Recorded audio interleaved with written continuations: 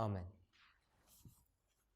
One of the main points that I wanted to put across during this camp meeting is that the differences between what Future for America now believe compared to what we teach is so distinctly different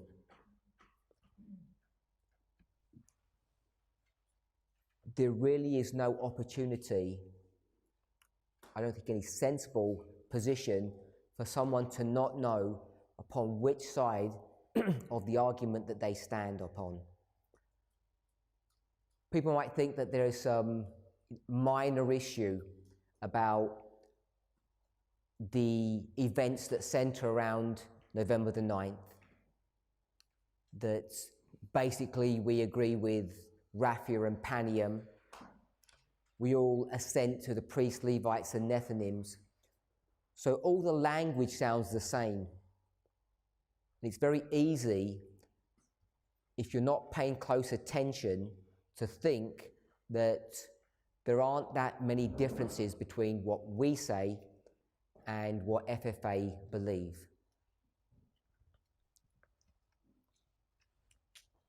During these presentations, both Tess and myself, in fact, since the split has started, we've tried to avoid dealing with this controversy on a personal level. We've attempted not to go into email correspondence and make public statements about what they said and what we said and how they have been disingenuous in their perspective of what happened in meeting A and what was said in a private conversation B. All of those things. We've tried to avoid doing all of those and just to address this issue on a prophetic level.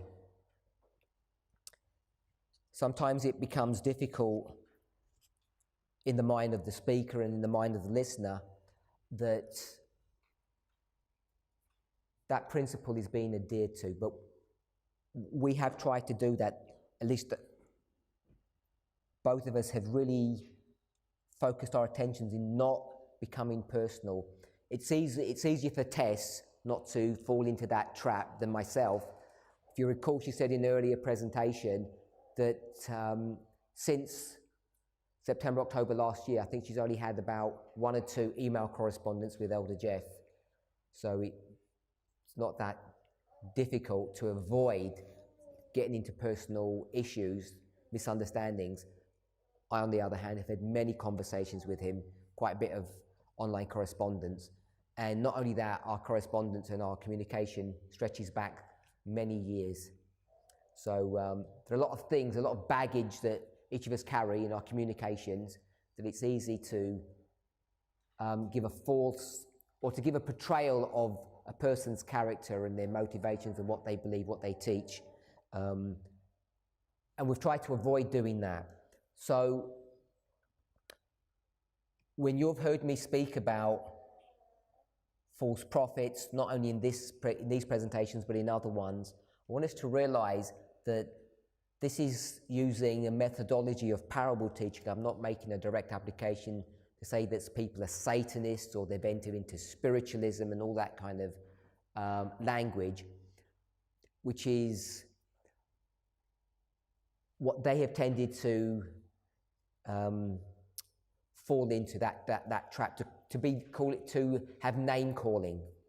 As an example, one of the things that they will call all of you, just the fact that you came here, you'd be called minions. So I don't know if you know what the word minion means, but today it has a negative connotation. We looked up the word before we came to camp meeting. We came up with a really positive definition. You can tease a positive one out, but they publicly say that these minions who just follow Tess and I, brainless fools who don't know what they're doing, can't study for yourselves, or they'll say things like, because you believe what we teach, therefore you cannot have a love of the truth.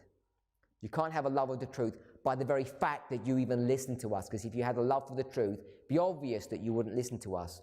So to me, that all seems name-calling. It seems really low and pathetic. There aren't any really good arguments for that. But I want us hopefully to see that there's a distinction between that kind of teaching style, those kind of comments, when I say that this is the kingdom of Satan and this is the kingdom of God, and there are characteristics in how each of those kingdoms operate. God cannot lie, therefore what he teaches is 100% truth, and he obviously can't teach 100% error, otherwise he wouldn't be God. It would be not a definition of God, and he's certainly not going to mix truth and error together.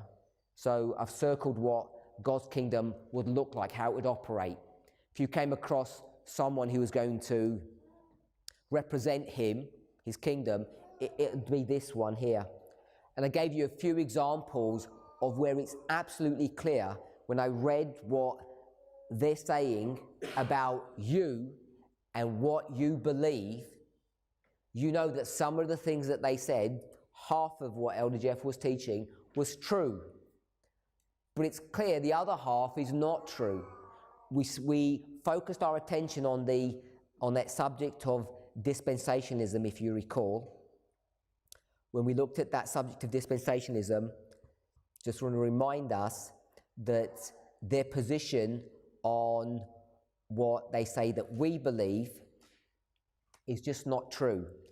Dispensationalism is a valid approach to scriptures. I'm saying that's true. Hopefully I've demonstrated to your satisfaction it's a true principle, dispensation. It's here, giving you all the definition of what it means. Ellen White uses it, the Bible uses it.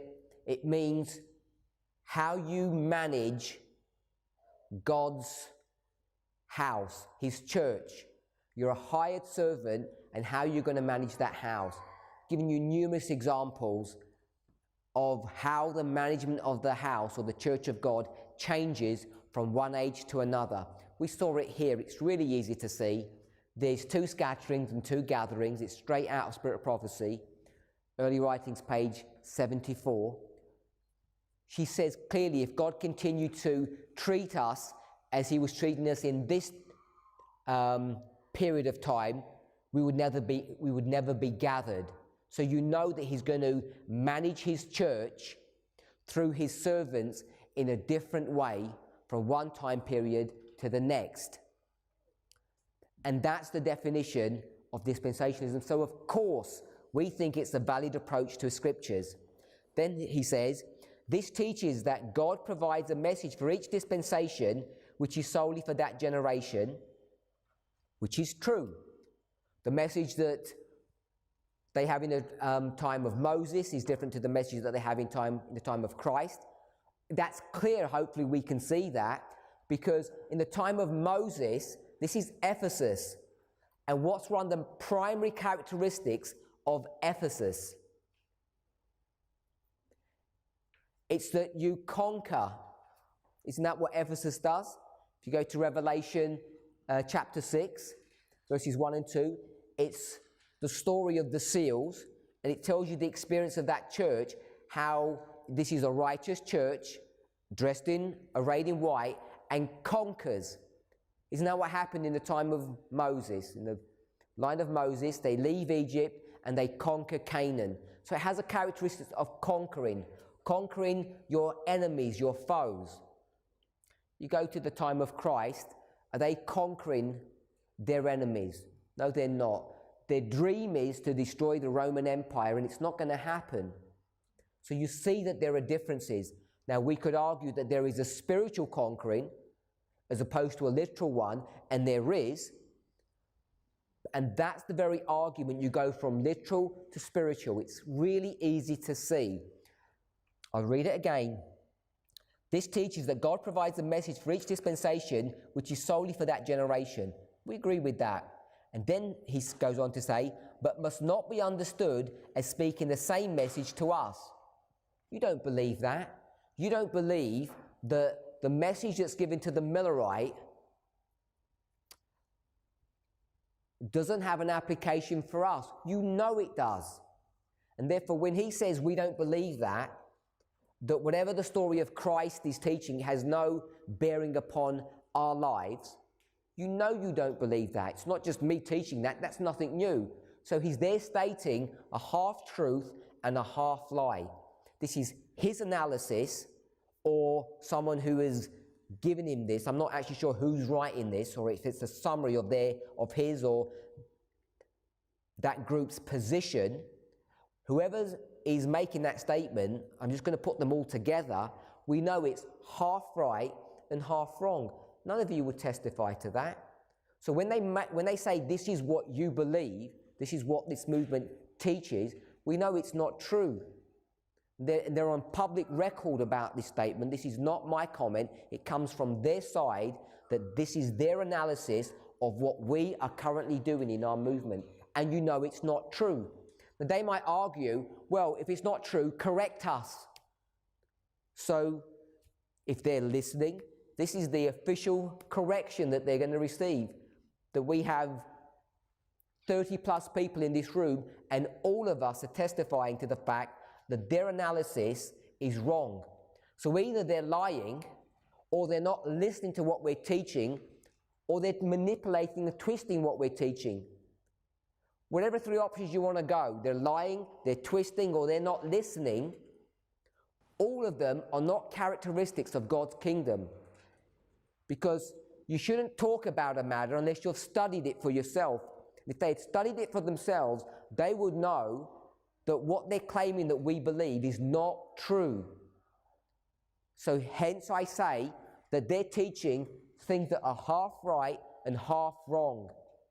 And therefore they squarely fit into this arena. That's why there is a separation between them and us. If you were to ask them, listen to their presentation, go to their camp meetings, they're not going to say anything different. They would say this is just swapped around. And this is us. We've left the platform, we've walked away and fallen into the wicked world below. Each of us have to decide who's right and who's wrong. All I can do is give the characteristics as I see it based upon their own testimony. So I'm reading what they say. God's interaction with each particular dispensation is unique to that generation. Do you believe that? Of course you do. It's unique. It's different. And has no bearing on dispensations that follow. I mean, not even a Laodicean Adventist would assent to that theology. No one you've ever met believed that. Before you joined the movement, you knew that the dispensations of the past had a bearing upon our lives today. I'm not even sure if evangelical Christians would even hold to that view. So that is just a straight lie, because all Christians know, except if you get some really crazy ones, that the Old Testament has a bearing upon our lives today in some shape or form, as does the New. So we can go over and over again. There's this document, they've got a 16-point list of all the things that are bad about what we teach, and it's just a mixture of truth and error. So the reason why I wanted to focus the presentation that I'm doing at this camp meeting around the word dispensations or dispensationalism is because it's an accusation that's being leveled against us, and to me it's the epitome of their new methodology, which is do things that are half right and do things that are half wrong. The reason why anybody does that, whether they do it unwittingly or deliberately, is because it's the way that Satan's kingdom always operates. He doesn't have a choice.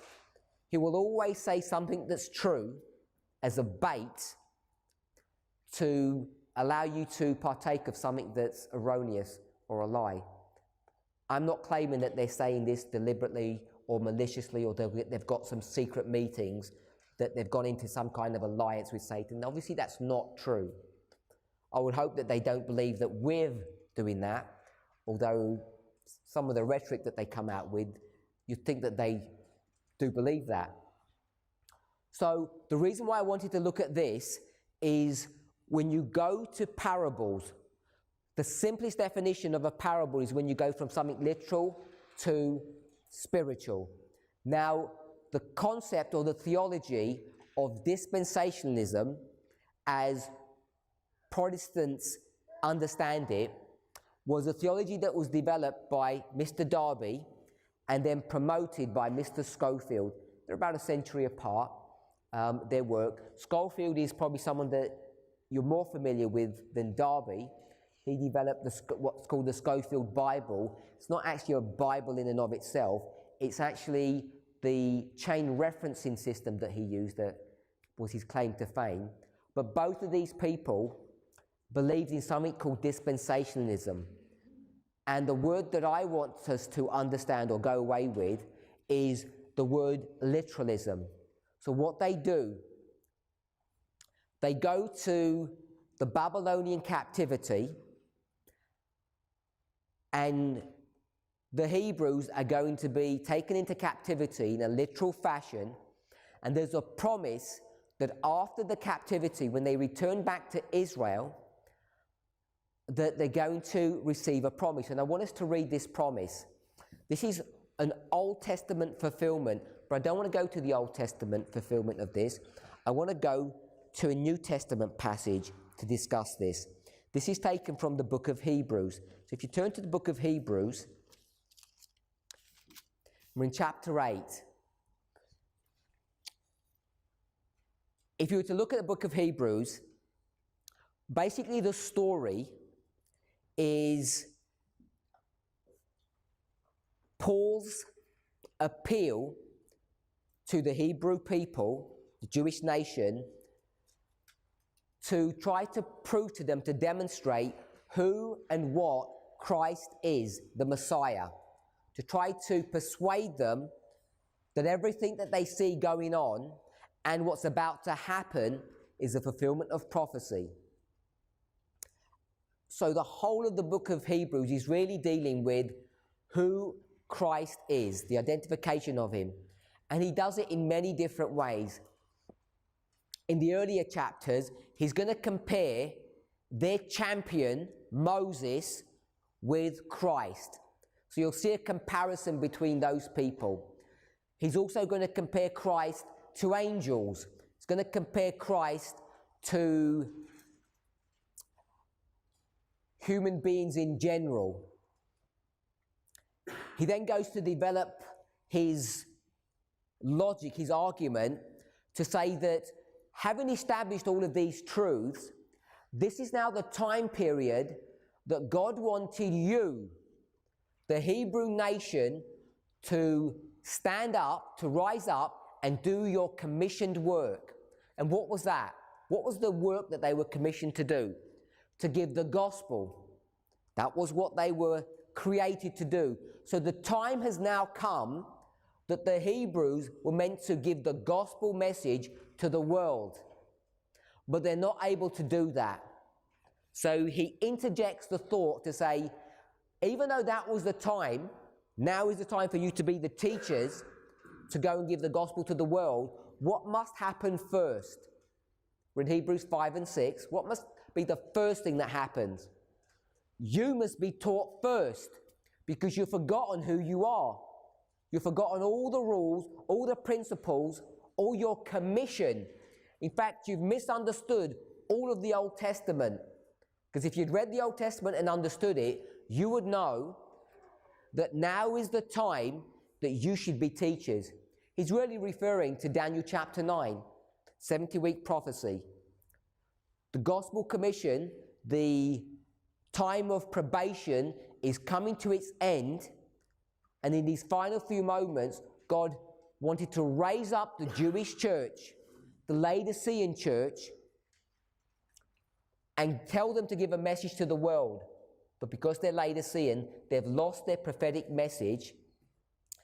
Before they can do that, God's going to have to teach them. So you can see how he's developing his argument. Then we come into Hebrews 7. Hebrews 7 really is one of the key portions of inspiration that we need to understand, because it clearly shows you that there is a transition happening. Paul recognizes that there has been a transition from one type of ministry to another. This is not the only place he's going to develop his argument. In fact, the other place that perhaps he does it in a more clearer, in a nicer way, we all have our favorite passages, I guess, is in Galatians chapter 4. Use the same argument in Galatians chapter 4. In Galatians chapter 4, he's going to do it in a really pointed fashion. He's going to say that there are two Jerusalems, just like there were two wives, just like there were two sons, two wives, two covenants, two cities, two experiences. Galatians chapter 4, beginning around verse 21. He does this back-to-back comparison. And to defend his ability to do this back-to-back comparison between those who are in bondage, the Jerusalem that's here on earth, and those who are free. This is the two wives. Hagar, the one in bondage. Sarai, the free woman. Jerusalem that's here on earth. There's a Jerusalem in heaven. To identify that there's this back-to-back comparison, he has to address a significant and important point. That the Jerusalem that's here on earth has a priesthood. And that priesthood had been promised to the family of Aaron. And the covenant that had been entered into between Aaron and God was a permanent covenant that would last forever. That's the way it's worded, which in and of itself becomes significant when we start trying to work out what forever means. But to prove, to put into force, put into effect the theology of Galatians 4, that there's a church that's in bondage and that there's a church that's free, that there's a Jerusalem on earth and there's a Jerusalem in heaven, he has to show you that the priesthood of Aaron has been destroyed. And that's what Hebrews chapter 7 is all about. The destruction of the priesthood of Aaron. Now, there's a lot of things that go with the priesthood of Aaron, and one of the things that we've already discussed, already been mentioned, is that it's a male-centric priesthood. And what he does here, he doesn't go ahead and prove something in a sophisticated way. He just states it as a fact. The fact that he states is that God has changed the law. So that the agreement, the law, the deal, the covenant that God made with Aaron, God has just ripped that up and put it to one side. And he's gone into another law now. And this other law is not with Aaron, it's with his son, Jesus Christ. And to give some kind of defense of that, what he's going to go to is the story of Melchizedek. And in the story of Melchizedek, this is going to be the proof that he gives to us that there can be this change of priesthood and what this new priesthood is going to look like. And it's this chapter that becomes so significant to this movement when we start bandying around the word priest. We all call ourselves priests. And it sort of just rolls off the tongue because I don't think we really fully comprehend the significance of what it means to be a priest. Because the only legitimate legal status that you have for being a priest is by understanding the law that's been destroyed here and the law that's been instituted in Hebrews chapter 7. If you can understand, repeat and enlarge. So all of this is happening in the history of Christ. There's an old vanguard, an old priesthood, and there's going to be a new priesthood. And that history, that dynamic, has to be brought into our own. So there's going to be a destruction of an old priesthood, which is the priesthood of Seventh-day Adventism, the priesthood of men, where men lay hands upon one another all through this history. And there's going to be a new priesthood now, the priesthood after the order of Melchizedek. And anybody can be that type of a priest. You don't need to have some heritage or some educational training or any kind of prior history. All you need to do is be righteous in your own stead. And that's the argument that Paul's going to develop here. Then he goes into chapter 9 and he's going to explain about the development of this change of location from the Jerusalem that's on earth to Jerusalem that's in heaven. It's not going to use the symbol of Jerusalem, it's going to be used as a symbol of the sanctuary. And in between chapter 7 and chapter 9 is chapter 8 where we're at. And he says, because, Hebrews chapter 8 verse 1, because we've got this new priest, this is what we can say. Now of the things which we have spoken, chapters 1 to 7, specifically chapter 7, this is the sum, this is the conclusion of everything that I've taught so far. We have such a high priest who is set on the right hand of the throne of the majesty in the heavens. So he's going from earth to heaven. That's the summary of everything that he's taught from chapters 1 to 7, and explain the logic through that. We're in chapter 8, spoken about chapter 9. Chapter 10 is a continuation of chapter 9, all about the sanctuary service. And what is his appeal in chapter 11? What do you have to do? You have to have enough faith to believe everything that he's taught you thus far. If you don't have enough faith to believe that, you're not going to be saved. And the reason that you can have so much faith in this history, this experience that he's speaking about, is what? What's the evidence that you can have all this faith? He's going to list all those people from the past, and he's going to say what? They had enough faith to believe all of these things, and therefore you can.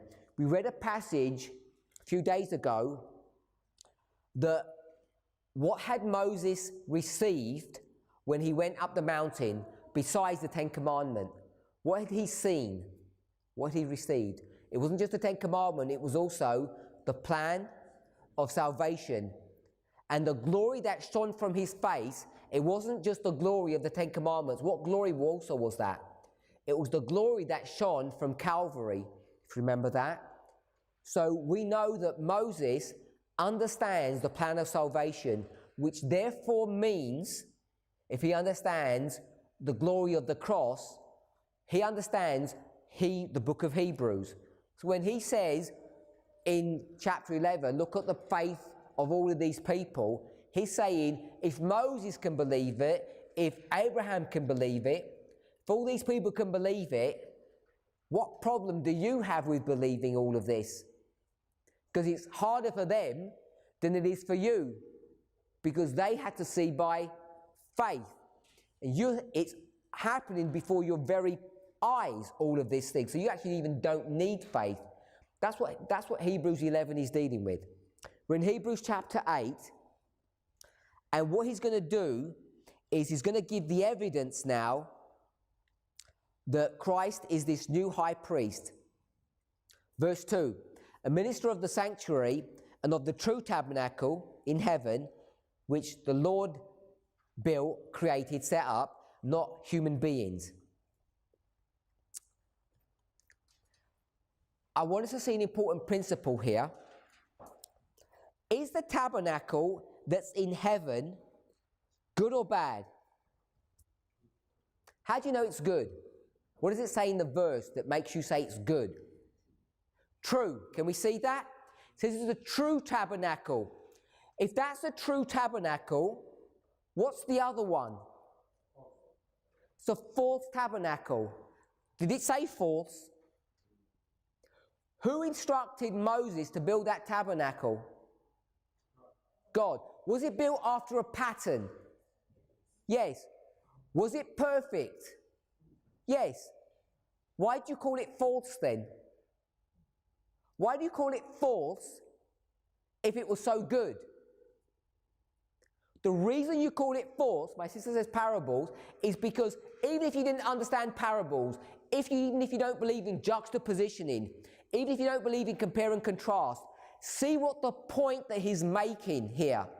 You can see it in the verse. If you don't like seeing it in the verse, keep your finger here and go to the book of Galatians, because we have to take line upon line, verse upon verse, proof text. Let's proof text this. If you're not happy to call the tabernacle on earth false, because that's the opposite of true. We're in the book of Galatians. We're in chapter 4. I already mentioned this, but we're just going to read the verse. We're in chapter 4. The section begins in verse 21.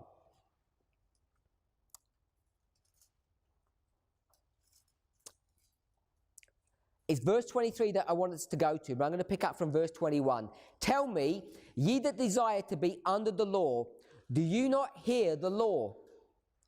For it is written that Abraham had 2 sons, the one by a bondmaid and the other by a free woman. But he who was of the bondwoman was born after the flesh, but he of the free woman was by promise. Which things are an allegory or a parable. For these are the 2 covenants, the one from Mount Sinai, which gendereth to bondage, which is Agar. For this Agar is Mount Sinai in Arabia, and answereth to Jerusalem, which now is, and is in bondage to her children. I don't know if you remember, a few days ago, it was on this board over here, I think, where we went through how parables would work. And we spoke about the Sermon by the Sea, and what can you compare that with? Sermon on the Mount. That's Matthew 13. You're going to compare with Matthew 5. Matthew 5 is the Beatitudes. Beatitudes means good news, good message, good mountain. So if that's a good mountain, what can we compare that mountain with? A good mountain. What's another good mountain? The name of that one. Mount Gerizim. Mount Gerizim and this mountain are not the same mountain, but because they're both good, there's both a good sermon on them, we can compare them. Now, if you've got Mount Gerizim, which is a good mountain, you can compare that to which mountain? Mount Ebal. Because Mount Ebal is a good or bad mountain? It's a bad mountain. It's the blessings and the cursings of the book of Deuteronomy, which takes you to the book of Leviticus, the blessings and the curse, 25:20. So now you've got from the sea to the Mount of Blessings, to Mount Gerizim, to Mount Ebal. And then we're in John chapter 4, you remember? John chapter 4, they're having a conversation, and they're in the valley, and it's Jacob's well there, and the Samaritan woman's going to point to the top of a mountain where her temple is. And what mountain is that? That's Gerizim. And she says, isn't this a good mountain? Compared to what? Your mountain, speaking to Christ. What is Christ's mountain? That's Mount Zion. Now we've gone to a totally different mountain, now Mount Zion. So she's going to compare the Samaritan temple with the temple on Mount Zion in Jerusalem. And Christ says, they're both bad. None of them are fit for purpose. One of them used to be good. One was the Mount of Blessing, Mount Zion, not Mount Gerizim. Mount Zion was the Mount of Blessing, and Mount Gerizim, your mountain, was the Mount Curse. Because you're a Samaritan, you've got a false religion. But now they're both not fit for purpose. There's a new way of entering into salvation. Now, if you were struggling to jump through all those hoops, that's exactly what Paul does here. We've just read it. Don't know if you noticed. He says, you've got these women, 2 wives. One is a bondwoman, one is a free woman. Then it says, verse 23, but he who was of the bondwoman was born after the flesh. So flesh means bondage. But he of the free woman by promise. So you've got born after the promise, born after the flesh.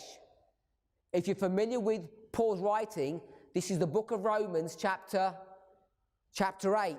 This is Romans chapter 8. You're born after the flesh or you're born after the spirit. If you're going to do that, you need to go to Romans chapter 6 and Romans chapter 7. If you want to understand what Romans chapter 7, that man who's doing all those struggles, to understand who he is, you need to understand if he's born of the spirit or if he's born of the flesh. So Paul uses the same imagery in all of these stories. Verse 24, which things are a parable? For these are the two covenants. What are the two covenants? Bondage, freedom. Flesh, promise. Old covenant, new covenant. For these are the two covenants. The one from Mount Sinai, which gendereth to bondage, which is Agar. So the covenant at Mount Sinai, let's not ask Paul. Let me ask you. God is going to take you out of Egypt. He's going to give you a covenant at Mount Sinai. Was that a good covenant or a bad covenant? That was a good covenant. Would God do anything bad? No. He's not going to enter into a bad covenant. So he, in good faith, is going to enter into a good covenant with you. This is the covenant of Mount Sinai. Was it a good or bad one? It's a good covenant. What does Paul say it is? It's a bad one. He says what is good, he's going to turn it into bad. So you need to understand why he says that. I don't want to make that point. Just observing that things that are good can become bad. Just like Gerizim can be good, then become bad. Mount Zion was good, becomes bad. Can we see from John 4 that Mount Zion, Jerusalem, the temple, becomes a bad mountain? Because you can't find salvation there. It says not on your mountain and not on the Jews' mountain. You can't find salvation, you find a new route. So we can see that that mountain is not good. It's going to make the same point here. So the mountain of Sinai becomes a mountain of bondage. Then he says, for this Agar is the wife, bondage. Then she has a son called Ishmael, bondage, born of flesh. This is Mount Sinai, bondage, which is in Arabia. And then it says, which answereth. So what does it mean, which answereth? If you've got marginal reading, in my Bible it says, the same rank as, or it's equal to. What is Sinai equal to? Jerusalem, which is Mount Zion. So can you see how he jumps from wives to children, to covenants, to mountain, to another mountain? So is Mount Zion a good or a bad mountain? It's a bad mountain. Right here it says, which equals Jerusalem, which now is, and is in bondage with the children. Who are the children of Jerusalem? The Jewish nation. They're all in bondage. So, this is his argument that he uses over and over again. There are two children. What are their names? Ishmael and Isaac. The two boys from the two mothers, which are symbols of two covenants, good and bad. So the children of Jerusalem, which now is, literally, they're in bondage. So if you believe in literalism, what covenant are you under? What relationship do you have with God? You're under the old covenant, the covenant of Mount Sinai, and you're in bondage. What church is that in the time of Christ? This is the Sanhedrin. This is Caiaphas, Annas. We call it Laodicea. Are the Laodiceans in bondage? Of course they're in bondage. You go to Matthew chapter 23, verse 38. Matthew 23, verse 38. This is speaking about the temple. The temple that we just read in Hebrews chapter 8. He doesn't say the word temple. What does he say? Your house. Now that house, which he says is your house, is the same house that he speaks of in John chapter 2.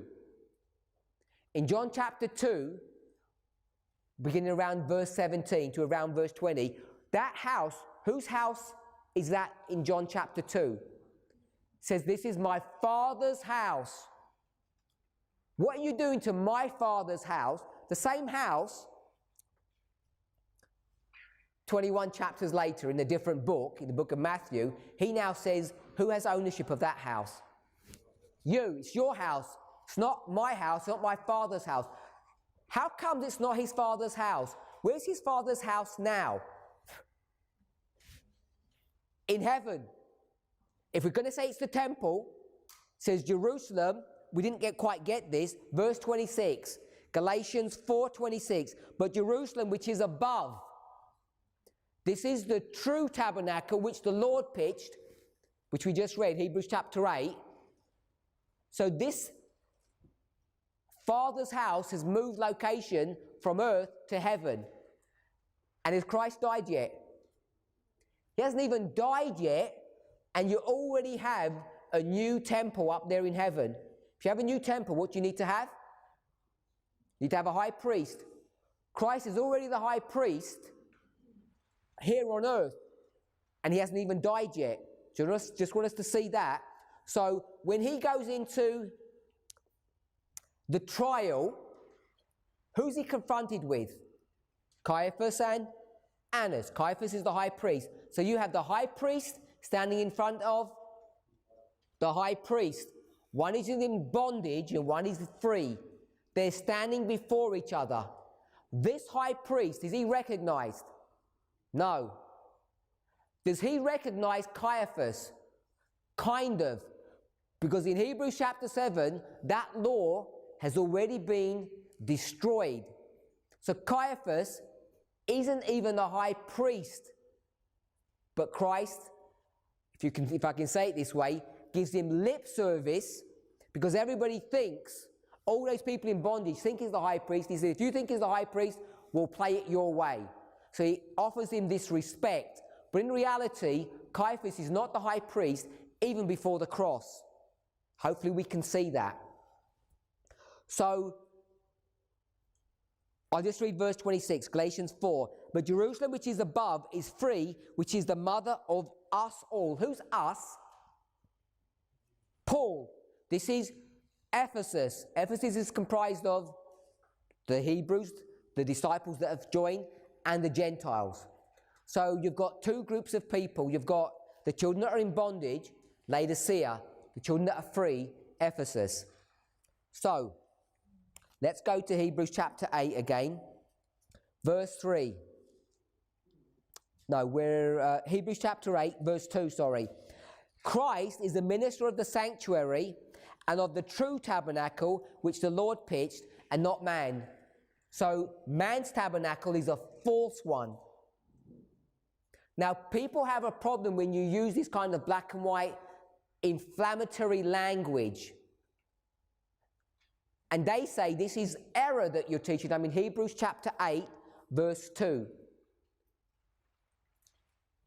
Did Paul use inflammatory language when he says, all of you people, you're in bondage, your mother is an Egyptian, and you were created through fornication? You're all in bondage to whom? To Satan. Because that's the only place you can be in bondage to. This is an old covenant that you're under. Everything's bad. That's pretty inflammatory language. And what's his argument? What's his defense? Somewhere up there in the Eye of Orion, there's another temple that you've never seen. You may not even believe in, especially if you're a Sadducee, especially if you're a Sadducee, you don't even believe in the resurrection and all of that. So he wants you to put all your faith and belief in something that you have never seen. And there's this person who was born from Nazareth, and nothing good comes from Nazareth. And this person is meant to be the Messiah. Doesn't meet any of the criteria of what a real Messiah would look like. wasn't born in the right place, doesn't have the right characteristics, is a nobody. All of this evidence Paul's going to offer and say, you make a choice. Can you see how hard and difficult it is for someone to actually have enough faith to do all of that? And he's going to use all of this really, I'm saying, inflammatory language. So he's going to say, everything that Moses did, that whole tabernacle was what kind of a tabernacle? False. It was not real, it was not genuine. And can you see how upset people would be, why they'd want to kill this man who says such poisonous words to them? And not only to them, what's he saying about Moses? It's bad. He's some kind of fake prophet. He's not holding him in the high esteem that he should. And so when we use parables today and we start making those kind of comparisons, people who are in bondage get upset. Let me show you. Revelation chapter 3, beginning verse 14. This is a story of what church? Laodicea. Now, is Laodicea a church that is alive or dead? Dead. Can you have something that's in between? Black, white, or can you have something that's grey or hazy? No. It's either black or white, right or wrong. So you're either alive or you're dead. There's no two-way, there's no midway point, because we don't believe in evolution, do we? God speaks and it is so. You come out of death and you enter into life. We're all okay with that? So what do Adventists pretend to be? Alive. What are they really? Dead. And therefore they have the appearance of being lukewarm. So I want to contend, if you've never thought about it before, that a Seventh-day Adventist Laodicean is not lukewarm. There's no such condition. That might be like a zombie. You know, you're dead, but you're walking. You're the walking dead. There's no real zombies in this world. They don't exist. Fragment of people's imagination. So you can show that if you went to Matthew 23.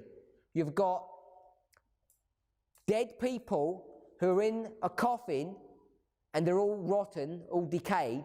And what does it look like on the outside, these coffins? They don't call them coffins, they call them sepulchres. They're all white so that it gives this fake impression that it's all clean and righteous and beautiful. But inside, it's dead men's bones. And dead men's bones equals two things. What? Hypocrisy and iniquity. That's what a Seventh-day Adventist Laodicean is. Hypocrisy and iniquity. We're doing sin. What sin do Seventh-day Adventists do? What sin, what criminality are they doing? They don't understand the times in which they live. It's as simple as that. It's not what they eat or drink or wear. They have no idea about what their job function is. Because when the time comes that we're supposed to be teachers, what do we need? We need someone to come and teach us. We need someone to come and teach us. It's the same story that we read or we spoke about in Hebrews chapter 5 and 6. The history is repeating. So we're people who don't understand our own job function, teachers. That's the iniquity that we are committing. That we're supposed to be teachers and we're not. And that is sin. Hypocrisy. What's the hypocrisy? We claim to be good, but we're bad. We claim to be the solution to the problem, and what are we? We're the problem. We say we're free, but what are we? We're in bondage. This is the criminality of a Laodicean. Now, that was Revelation chapter 3. If you go to Revelation chapter 2, maybe we'll turn to Revelation chapter 2. Maybe we're not familiar with these verses. Sorry, not chapter 2. We're still in chapter 3. Chapter 3, verse 1. This is Sardis. So I want to put Sardis on the timeline. Sardis is the church that comes in at the time of the end, 1798, if you like. And unto the angel of the church of Sardis write, these things saith he that hath the 7 spirits of God and the 7 stars. I know your works, that thou hast a name, that thou livest and art dead. So works are what you do, things that you do, the actions that you practice. What condition are you in? Last part of the verse. They're dead. So your actions are all actions of what kind of a person? A dead person. So these are all actions of a dead person. Can dead people move around? In real life they can't, literally, but spiritually can they? Yes. When you're dead for any length of time, what do you turn into? Bones. What's the definition of bones? Iniquity, hypocrisy. So you're dead people. But what do you claim to be? You have a title on your forehead. What's your name? Sardis. That's your name, Sardis. And what does Sardis mean? Last part of the verse, it says, you have a name that says you're alive. Your name says you're alive, but your works say that you're dead. What are the works that you're doing?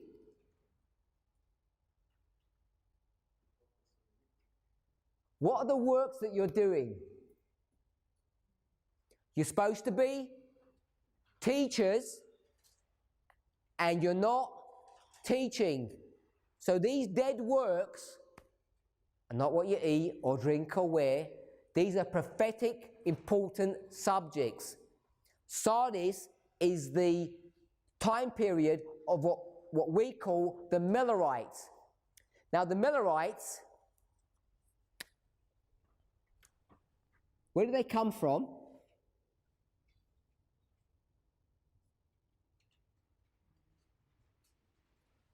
What denomination are they? What group of people are the Millerites? They're Protestants. So they get cut out of Protestantism. What's the name of that mountain? The name. Revelation chapter 3. Verse 1, Revelation 3. Sardis. So they're going to be cut out of Sardis. What's Sardis' problem? They're dead. Their works are dead. What's the job function of Sardis? What are they supposed to be teaching? What has just happened?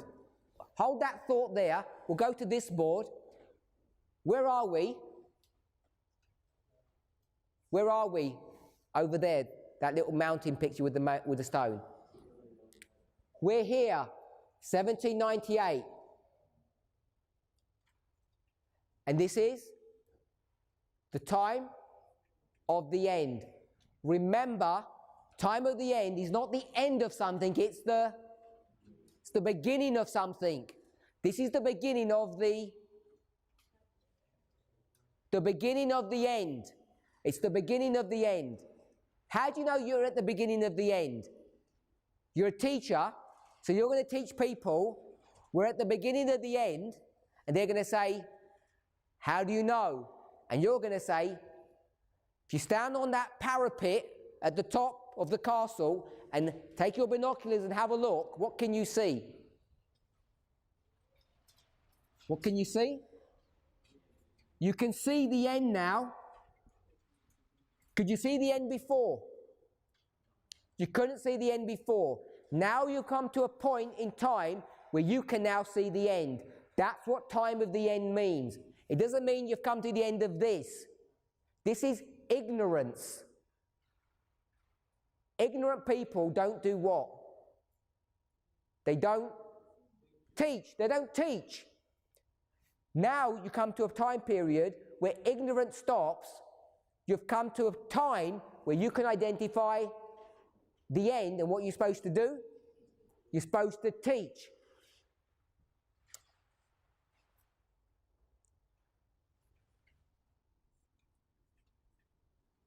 We saw this in Hebrews. If you go to Isaiah 28, don't turn there, line upon line, That's verse 10 and verse 13. You've got 11 and 12 in between them. In 11 and 12, what is God going to do? He's going to raise up teachers to teach you. It's always about raising up teachers. You raise up teachers at the time of the end. These teachers get raised up. The people who are supposed to do all this teaching, what's their problem according to Galatians 4? They're in bondage. So you've got to have people who are free, who are going to try and take these people who are in bondage, bring them out of bondage, therefore they can become teachers, and therefore they can do this great work. So you're here at the time of the end, and what do you know? That the end is coming. And someone's going to say, when? And you're going to say, in 46 years, depending on how accurate your message is. That's obviously not the right answer, but that's what they would have been saying, 1798 to 1844.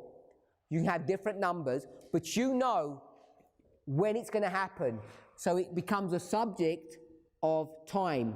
What are you teaching? Time. What was Paul teaching? Time. What was John the Baptist teaching? Time. What was Christ teaching? What did they say? The something is fulfilled. The time is fulfilled. What time has been fulfilled? Daniel chapter 9. Daniel chapter 9 is being fulfilled. Part 1 of Daniel 8. Daniel 8:14, the 2300 days, the sanctuary is about to be cleansed. Was that sanctuary cleansed in the time of Christ? Matthew 23 verse 38. Was it cleansed? Christ attempted to clean it how many times? Twice. What does he end up doing? He says, your house isn't going to get cleansed, going to sever it. Your house is desolate. We're going to go where? To heaven. So it goes from the earth to heaven. There's a heavenly sanctuary. It's all about the 2300 days, the cleansing of the sanctuary, 490 years. The time has been fulfilled. So the problem with Sardis is that they're dead. Dead equals what? They've got to do a work. What's the work that they've got to do? To teach. What are they supposed to teach? One word. Time. So if you're dead, it's no time. Alive means time. So in order to give the world a message about time, this dead church has to have something done to it. What needs to happen to that dead church? A stone is going to be cut out from that, and that stone is what we call the Millerite movement. And are they alive or dead? They're alive. What name have they got?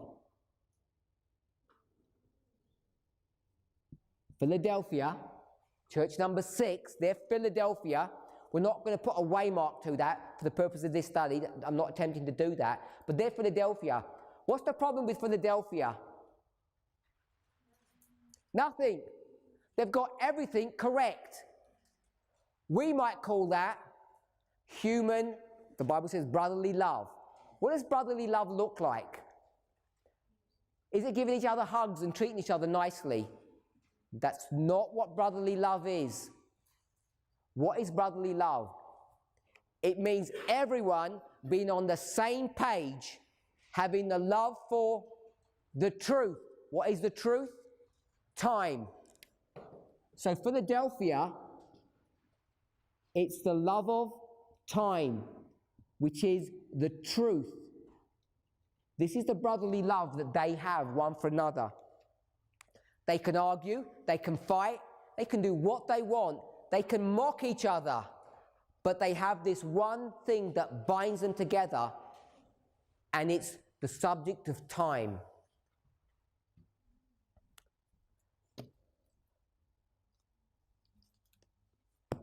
We're in Hebrews chapter 8.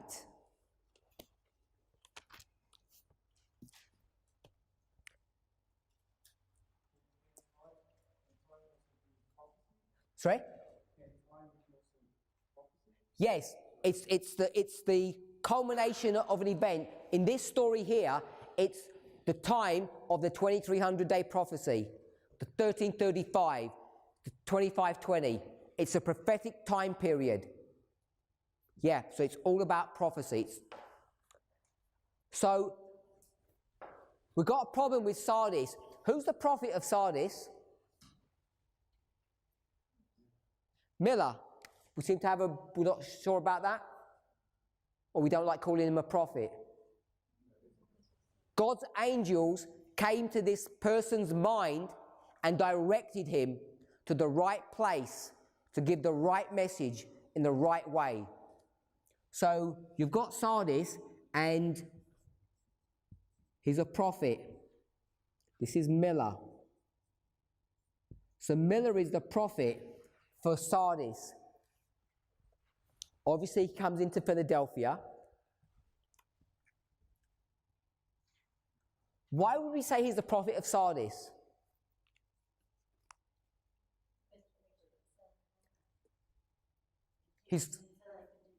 He's got some things right and he's got some things wrong. Because connecting with this subject of the love of time, you've got to also have a love of what other issue? Geography. You've got to know what the sanctuary is. So he gets all the timing correct, but what does he make a mistake on? On the sanctuary, on the geography, which is connected to the time prophecy itself.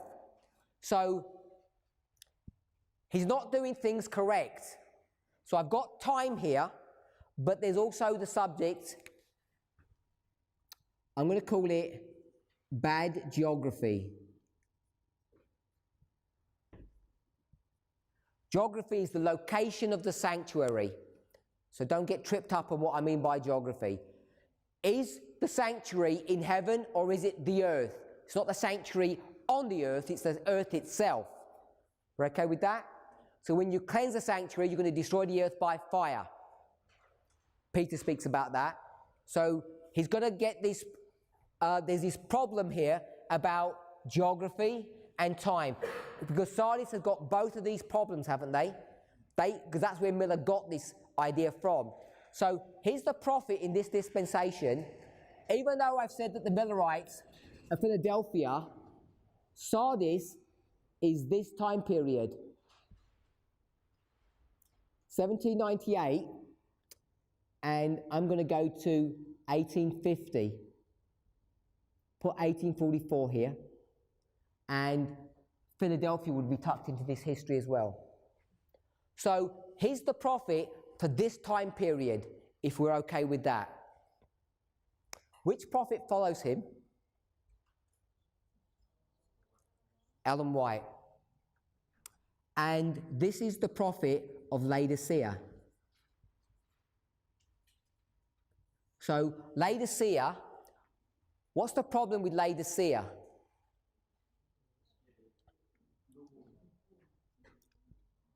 They're lukewarm, they're dead. What makes you dead? You're not teaching, you're not doing the job that you're supposed to do. They have a problem with two issues. One of them is time, the other one is geography. Well said, my elder. Geography. So geography here is a code word for what? Good. Geography here is code word for what? So this one's a bit tricky. So I'm going to put a few words here to give us the idea.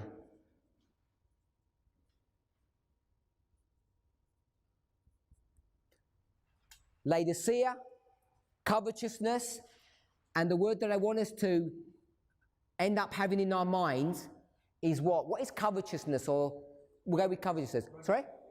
Worldliness. So I'm going to put worldliness.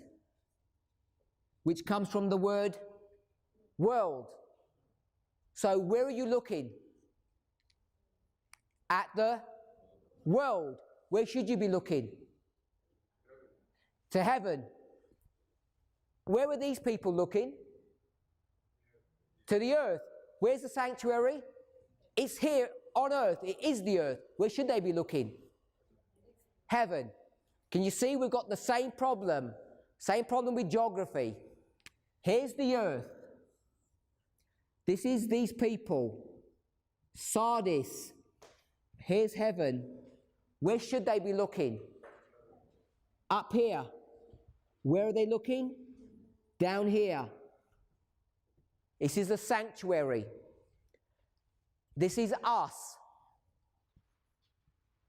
Laodicea. Where are we looking? We're looking on earth. We're covetousness. We're looking at the dollar sign. We're looking at our houses, our cars, our education, everything that makes life comfortable. That's what the Jewish people did, isn't it? Yeah? I think we read this, with Sister Brittany's presentation. When they went to Babylon, what should they have done when they went to Babylon? Because God says, don't resist, don't fight. You're going to stay in Babylon for 70 years, so make your homes there. Did God want them to go all the way to become Babylonian citizens and take their passports? No. Had they made that mistake before? Where? Egypt. Good. This is Joseph. He says you can stay here for a little while, but they settled down. They became Egyptians. When they were in Babylon, they should have maintained their religious belief system. Did they have the freedom to do that in Babylon? They did. They were afforded the right to keep their religion, but they didn't want to.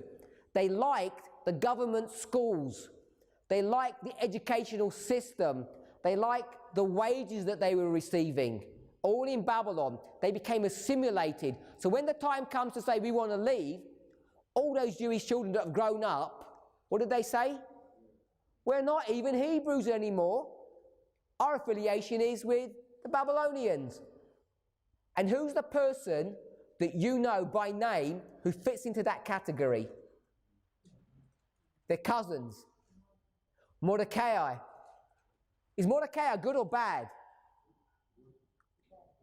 He loves Babylon so much he doesn't want to go. Now is he good or bad? He's bad. He's been assimilated in the Babylonian mindset. He loves it there. He doesn't want to leave his home. Does that sound like a familiar story to you? If you're familiar with the story of Anne Frank and all of those Jews that lived in Germany, what was their problem? Because those people were not dumb and they were not blind. Because they could see in 1930, 31, 32, what can they see? Hitler rising, and they know trouble's ahead of them. What's their problem? They love Germany. You've got a good business there. You've got homes. You can't sell it. I don't think you can even sell it for half price. You're going to have to give your stuff away, and you're going to flee, and they don't want to. It's Mordecai's problem. His cousin's just as bad as him. Esther. So I just want us to see that it's really easy to lose your track. The only reason I mentioned all of that, because Ellen White said they should have maintained their religious beliefs. They should have established schools of the prophets whilst they were in Babylon. They would have had the liberty and freedom to do that, so the children would have been educated in the ways of their forefathers. So when it was time to leave, they would have said, yep, we're ready to go home. But they weren't. So, can we see how it's all the same? Problem with Adventists is we look to the world and we've forgotten to look to heaven. Now, I've put dollar signs, but I want us to be really clear on this. I am not accusing Adventists of being selfish, unkind, or money-grabbing people, because I don't think they are. When I say they, you, me, I don't experience that. I've never experienced a lack of generosity or watch care by my fellow brothers and sisters in this church. Adventists are some of the most kindly, generous people that I've ever met. So even though I put the sign there, this is a sign of worldliness, that's not what Laodicea is. All this is the problem with what subject? Geography. We're looking here on earth. We're not looking at heaven. And what's our other problem? Time. No time, bad geography. Who's our prophet? Ellen White.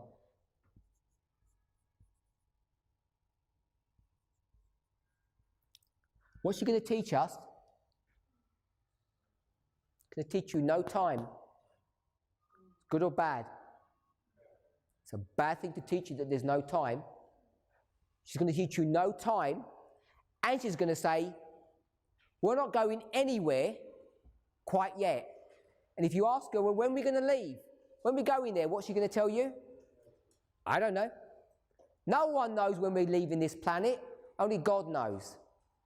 So when we start making this back-to-back comparison, does Miller come out looking good here? No, he does not. The problem is, does Ellen White come out looking good here?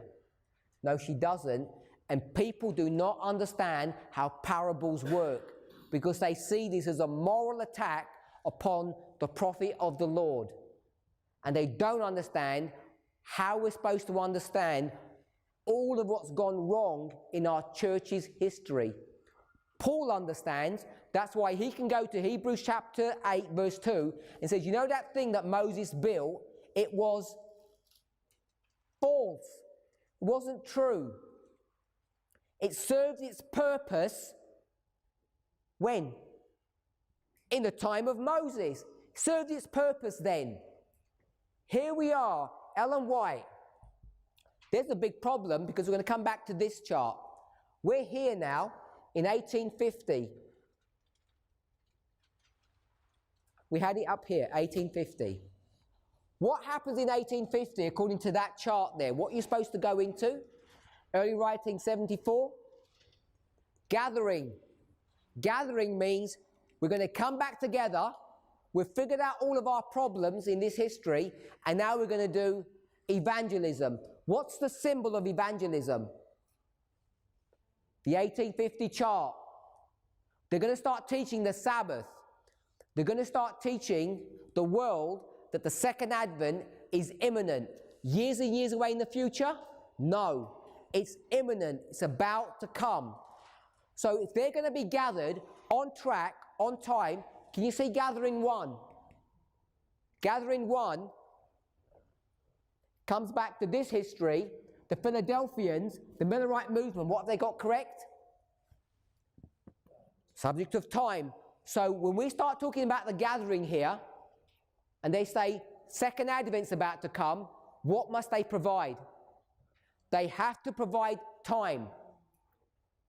So this is using line upon line methodology, dispensationalism used correctly to demonstrate and to prove that they should and would have worked out when the second advent was coming. They would have worked that out. And Laodicea then would have become a good word or a bad word? Would it become a good word? It would have become a good word. You can take all of this understanding and turn it into good. It's the church that's going to be judged, or that's going to be judgment, all positive, all good. So when you can show that, what ends up happening is they're supposed to do this mission, the second advent's going to come, and what do they end up deciding to do? Turn their attention, because Christ is about to come out of the most holy place, and they're going to look where? Here on earth. They're going to get wrapped up and tied up in earthliness or worldliness. Who drives that? Who makes that happen? Satan. If you go to early writings and you go to around the middle of the book, the chapter title is called Covetousness. If you read the chapter title called Covetousness in the book Early Writings, it will tell you that Satan has a business meeting And in the business meeting, he says, this is how we're going to attack the Seventh-day Adventist Church. We're going to turn their attention from heaven to earth. Bad geography. And the way we're going to do that is by introducing thoughts and ideas that we don't know anything about time. We're going to stop here, have a short break, and we're going to come back. Let's pray. Our Heavenly Father, we thank you for your goodness and mercy. Help us, Lord, to understand how parables work so we can juxtapose the life and work of the prophets that you have given to us. As Paul used this methodology, not to discredit people, not to throw them under the bus, not to make them look bad, but to uplift your name and your glory and your message. May we too follow in his footsteps. We ask and pray in the name of Jesus. Amen.